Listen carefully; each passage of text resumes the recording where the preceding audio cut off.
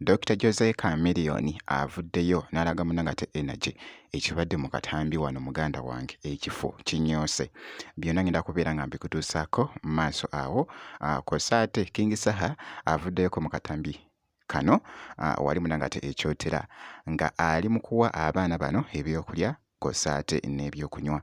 Mu maaso awo kw'ossa ate Palaso alaze Munangate ettabbu bw'akutte akatambi n'akasa Munangate ku mukutu ogwa TikTok, naye ng'amaaso muganda wange simanyi oba akozesezza ki. Byonna Munangate mu maaso awo agakyusizza Munangate emmunye. Bampite Jaminati, sinza ku Jaminati Yogi kakasa nti osubscribinga kw'ossa ate n'okulayikinga video kasita obeera nga tonnaba. Kankutandise Munangate n'akatambi ka Dr. Jose Chameleone ekibadde mu kifo kibadde bwe kityo.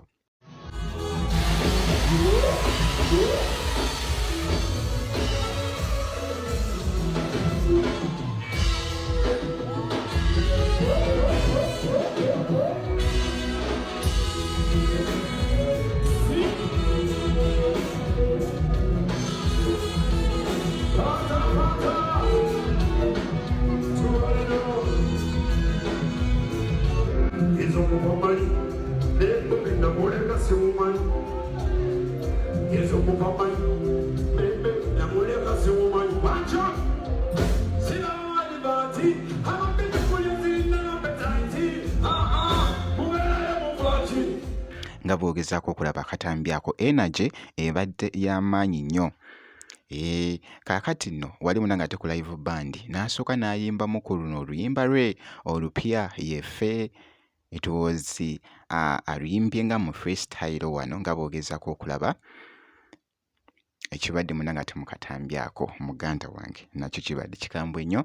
Dr. Jose Chameleone walaze Munangate Energy mu katambi kano mu kifo kyabaddemu Munangate eside awo. Sigenda kubeera nga ndwawo wabula awo nkongeddeyoko ku muyimbi King Saha. King Saha ye muyimbi nno era nga by the way ayagala kye bayita naye abaana Munangate okufa. Gwenkwasa gwokwasa soda. Embeera eno eri ekyotera, embeera eno yeri ekyotera. Kulwasazewo abato abate abato abate bisikuiti na soda. Bisikuiti na soda. Ngwawo balaba naye mbagala nnyo.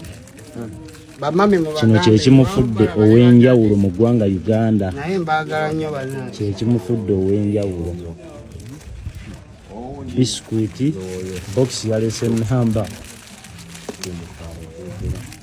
Soda katoni ziri wano n'abalala mu bagayi basembere.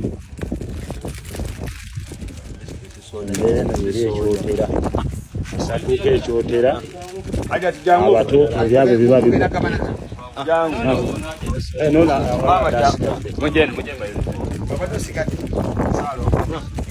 bisikuiti na soda katoni ziri wano bokisi za bisikuiti.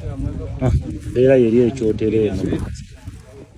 Kaakati nno ku kyalo eri Munangate ekyotera gye bamuzaala alinayoko abaana bayamba era ng'ebiseera ebisinga wabeera ekyotera abaana bano abayita n'abaako kyabawa kw'ossa ate n'abalala abaana mikwano gyabwe nga w'omanyi nti n'abaana babeera Munangate n'emikwano, so abayita awo n'abaako Munangate byabawaayo. Nga bw'ogezaako okulaba soda kw'ossa ate ne bisikuiti gw'abadde abawa Munangate omuyimbi King Saha. Akatambi kano nako kabadde kakutte Munangate akati ku TikTok. So nga nkwongeddeyoko omuyimbi Palaso avuddeyoko n'ayogeza Munangate abantu obwama. Watadde Munangate challenge eno ku mukutu ogwa TikTok naye I think ndowooza soko wetegereze bulungi kansoka nkuzanyiramuko katono.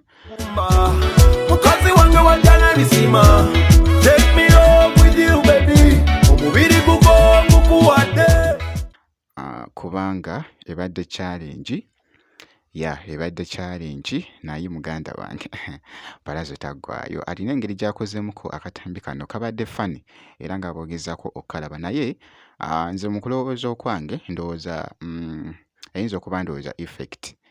Waliwo effect ndowooza gy'atuddemuko wali ku mukutu ogwa TikTok, so neemukyusa Munangate emmunye ezo nga bw'oziraba, neemukyusa Munangate emmunye ezo. wali munnange mu katambi kano nako kabadde nga kakutte munnange ate ettabu oba challenge wali munnange ate ku mukutu ogwa TikTok. So bw'atyo Pallaso bwe yeekoze munnange ate ebintu mu katambi ako. So obutasuba munnange ate update yonna eringa Pallaso, making sure nti osubscribinga kw'ossa ate n'okulayikinga video kasita obeera nga tonnaba.